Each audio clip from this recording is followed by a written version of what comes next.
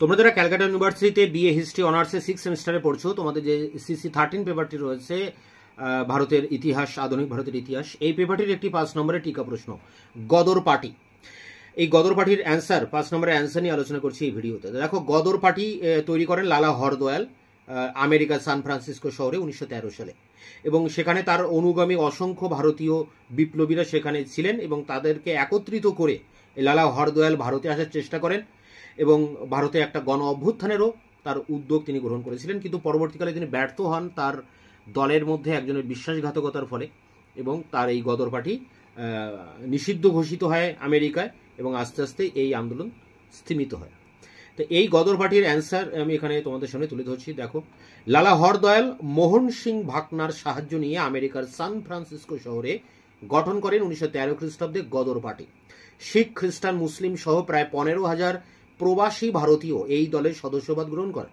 এই দলের প্রথম সভাপতি ছিলেন মোহন সিং ভাকনা, সম্পাদক ছিলেন লালা হরদয়াল, এবং সহ সভাপতি ছিলেন মোহাম্মদ বরকাতুল্লাহ। পরেরটি দেখো, গদর শব্দের অর্থ বিপ্লব। ইংরেজি, হিন্দি, গুজরাটি, উর্দু ভাষায় এই পত্রিকাটি বিপ্লবের আদর্শ প্রচার করত। দলের মুখপত্র রূপে গদর পত্রিকা সংগ্রামী বৈপ্লবিক লেখা ছাপাত। এই পার্টির মহান উদ্দেশ্য জানা যায় গদর পত্রিকায় প্রকাশিত একটি বিজ্ঞাপন থেকে।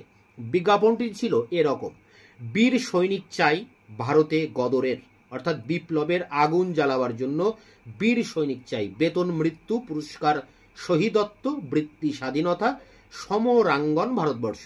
গদর পার্টির সদস্যরা বিশ্বযুদ্ধের সুযোগে ভারতের স্বাধীনতা সংগ্রাম চালিয়ে ইংরেজ শাসনের অবসান ঘটাবার সংকল্প গ্রহণ করেন।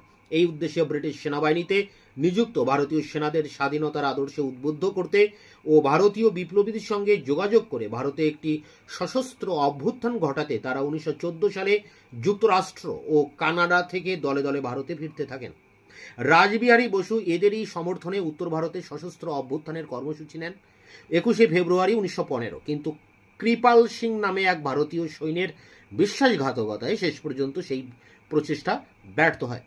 প্যারা করে দেখো, America, Canada, Singapore, Japan, Thailand, Philippines, ইন্দোচীন সহ বিশাল জায়গা জুড়ে গদর দলের সদস্যরা তাদের কার্যকলাপ চালিয়ে যাওয়ায় মার্কিন সরকার ব্রিটেনের চাপে হরদয়ালকে নৈরাজ্যবাদী অ্যানার্কিস্ট আখ্যা দেয় এবং তার বিরুদ্ধে মামলা শুরু করে। হরদয়াল আমেরিকা ছেড়ে সুইজারল্যান্ডে চলে আসেন।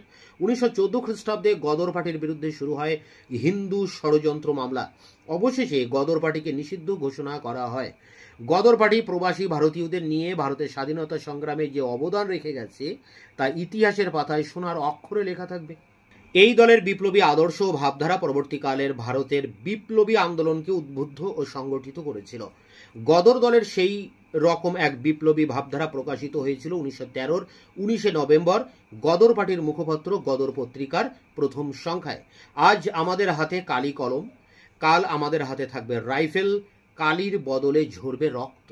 এই ছিল গদর পার্টি উপরে 5 নম্বরের টিকা প্রশ্নের উত্তর। এটি সংগ্রহ করে পরীক্ষার প্রস্তুতি নাও।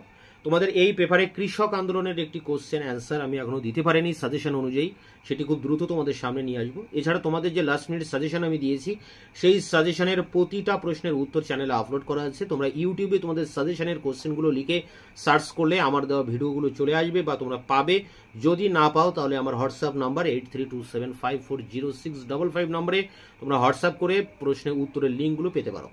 দেখা হচ্ছে অন্য ভিডিও ক্লাসে। ততক্ষণ চ্যানেলকে তোমরা সাবস্ক্রাইব করে রাখবে, বন্ধুদের কাছে শেয়ার করবে। ভিডিওটি ভালো লাগলে অবশ্যই একটা লাইক দেবে।